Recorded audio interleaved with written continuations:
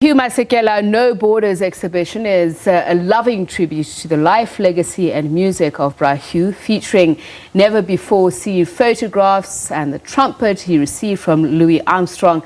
The exhibition evokes the larger-than-life spirit of the man. Tomorrow, the Hugh Masekela Annual Lecture will take place at the Soweto Theatre, with the Hugh Masekela Heritage Festival happening on Saturday.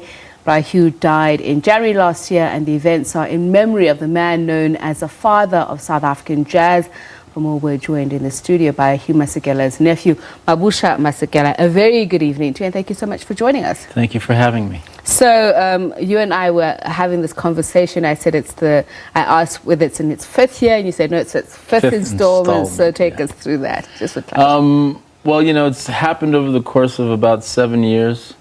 The first one that we did, we actually got rained out. And then, you know, there was whatever happened.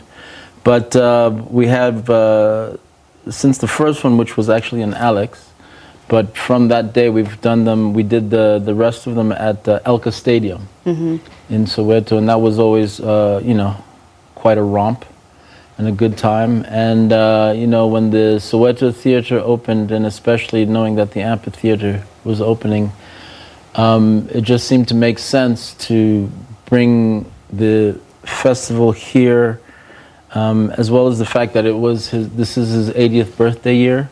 So we kind of wanted to make it bigger, make it you know, a little bit more exciting. So the idea of bringing it to the Soweto Theatre, the idea of having the exhibition there running through the month, started actually on October 9th, and it's going to run through till Saturday, November 9th. No, what did I say? October 9th, sorry. Started on October 9th.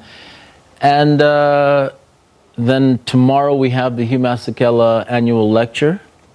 The lecture was actually started by Wright Associates, Bra Hugh, and then the idea was that if we bring all of these things together, especially in this time with his passing, that we can sort of highlight and make a much bigger thing of it. And how is it going to be, especially it being significantly what would have been his 80th birthday, to have this then without him? Well, you know, none of it's the same. You know, since he left, everything's quite different. But what is exciting about this, and what generally is exciting, is that there's a huge amount of support in the world. You know, people really come out for Bra Hugh. So Brasipo Hotsticks Mabuse has been very instrumental in being a kind of a connection. And so the idea is very much to honor him and to honor the spirit of what he represented, and especially in his latter years, the emphasis on heritage and culture and tradition, and the importance that has to our African identity. So let's talk about the lecture itself. Who will deliver it, and is there a theme for this installment? Yes. So this year we decided to highlight a different aspect of the man.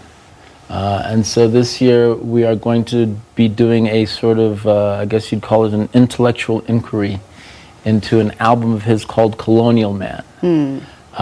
Colonial Man was an album he did in 1976, and it very much dealt with matters of imperial colonialism and, you know, Henry the Navigator, Queen Victoria, but with all of that heaviness of topic, in his own inimitable way, Bra Hugh presented it in, I wouldn't say lighthearted fashion, but it wasn't, you know, like that. But he was a lively speaker. He was very outspoken.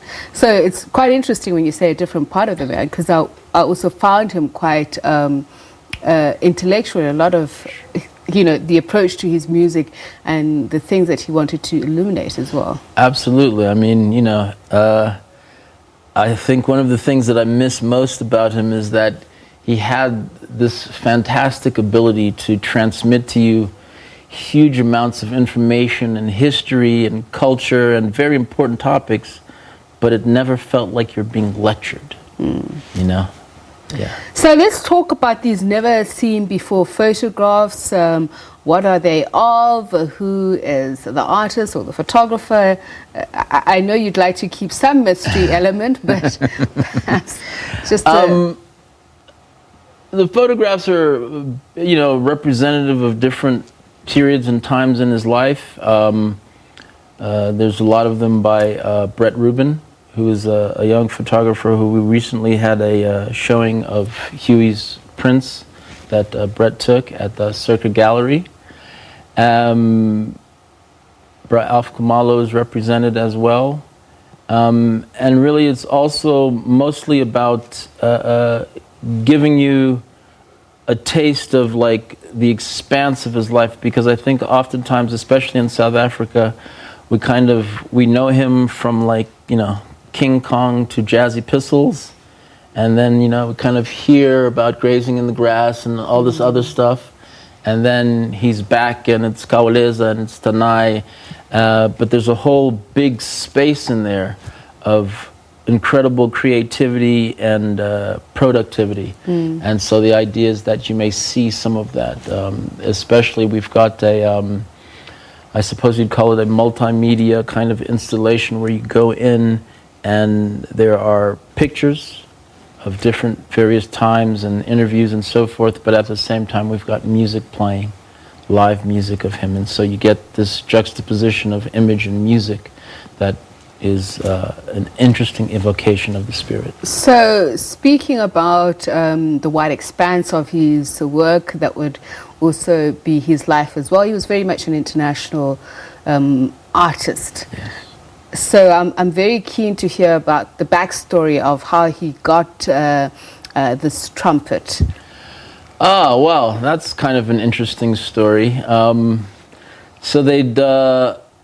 by this time, you know, old Jim Apartheid had walked into the store, and so Father Trevor Huddleston, refusing to implement Bantu education, was, I don't know if expelled is the right word, but he was sent home. Before he left, I mean, before he went to England, he went on a journey to the United States and actually met with various civil rights leaders and so forth and so on. But the kind of interesting story is that there was one of the brothers knew the clarinet player in Louis Armstrong's band. So when Father Huddleston got to the U.S., he somehow or another blagged his way backstage and through the clarinetist met Louis Armstrong, and there he told him, you know, I've got these kids in South Africa, you know, send them some instruments, they're great players, blah, blah, blah. And Louis decided to, you know, send a trumpet, you know, and send a trumpet that he'd used, because he wanted it to have a little bit of the energy and life, you know. And yeah, and Huey got that horn 7 days after his 17th birthday. Oh, wow. Yeah. So let's talk about his legacy, big personality who we have time? will who will never be forgotten. Of that I'm certain. What would you as a family like to do further with that? He had so much to teach, as you were saying. He really was a wealth of knowledge about a lot of things. How are you looking at correlating all of that just in the years to come? As a family, I think the thing that we're most sort of enthused by is his commitment to African culture and African heritage, its preservation and its perpetuation, that we shouldn't see it erased by all the Westernisms that we enjoy. And the value that that culture has in a modern space. It's not just something that's, you know, for then. It's something for now. So that's really a big part of what we'd like to see, and that's the legacy. That's a big part of the legacy that we'd like to continue. And obviously the music, you know, with over 40 recorded studio albums in the course of his career. It's just, I mean, there are very few people, I think, who have managed to listen to every single album of his. But it's quite a journey in terms of a man growing into his manhood, but also a musician growing into a genreless musical space. You know, whether it's samba, salsa, matanga, Motown, James Brown, George Clinton, Bulgarian voices, all of that finds its way into his music. Kipi Muketsi, Makei Davashe, all of that finds its way into his music. Miriam Makeba. And you're launching Music Time.